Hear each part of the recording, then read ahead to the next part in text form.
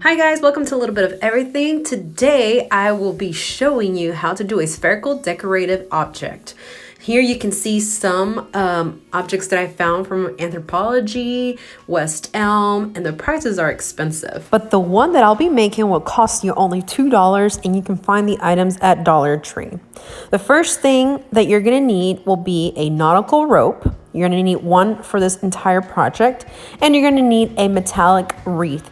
Now, they have smaller ones, but the Dollar Tree that I went to, they didn't have one. So I had to buy this bigger one. You will also need pliers to cut the metal of the rim. So now if you're using the smaller wreath or this big one, you're still gonna have to cut them through. The only good thing about the smaller wreaths is that you don't have to like cut the circular rim smaller than what it is, because it's the perfect size for this sphere. But in this case, since I wasn't able to find a smaller wreath, I had to cut this one and then put more force to it to actually tape it together with a duct tape. But in this case, I'm gonna need help from somebody that's stronger than me. Now that they're cut, I'm gonna tape it together. I wasn't able to find my duct tape, so I'm using just regular tape. But just making sure, you know, that my sphere, my circular sphere would be perfectly rounded. So I'm just kind of like make sure I put pressure to make sure it's right. Add more tape if needed. I definitely recommend you using duct tape, but in this situation, I wasn't able to find it, so this will do. And then I will be cutting the other circular rim so I can make the sphere. And you can see here how I'm doing it. I didn't cut it before, so you can see how I did it. And then I put the tape I'm measuring them together, make sure that they're the same size. And then I taped it. Once it's taped, I'm gonna go ahead and cut the remainder of the wire that I won't be needing. So just add more tape if needed. If you don't have duct tape and you're gonna be using this tape, just make sure you add a lot of tape so that way it won't fall apart.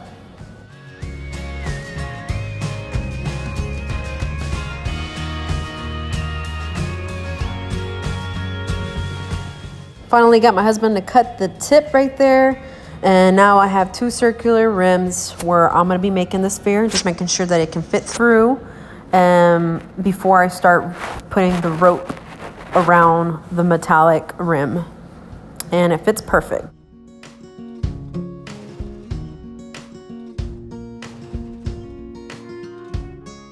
So as you can see here, I already glued the tip of the rope onto my wire rim, just so I can hold the grip on it. And I'm doing it for the first few inches just because I want to make sure that it secures very well.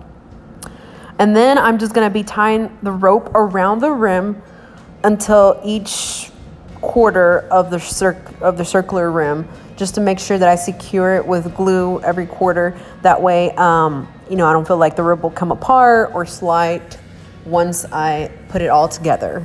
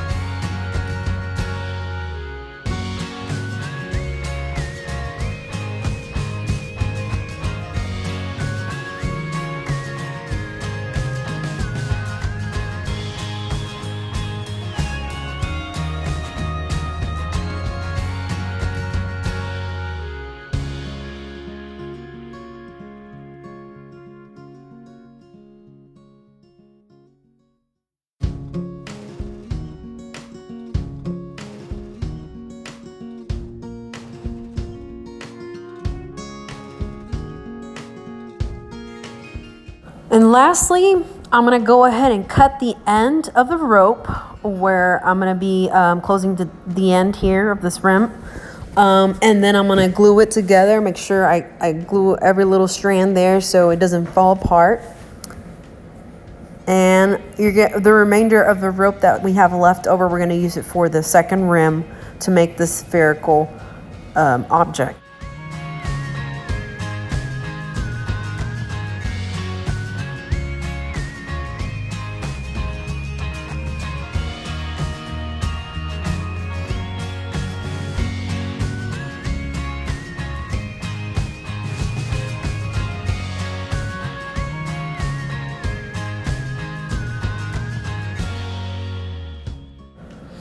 Now we have the first rim complete.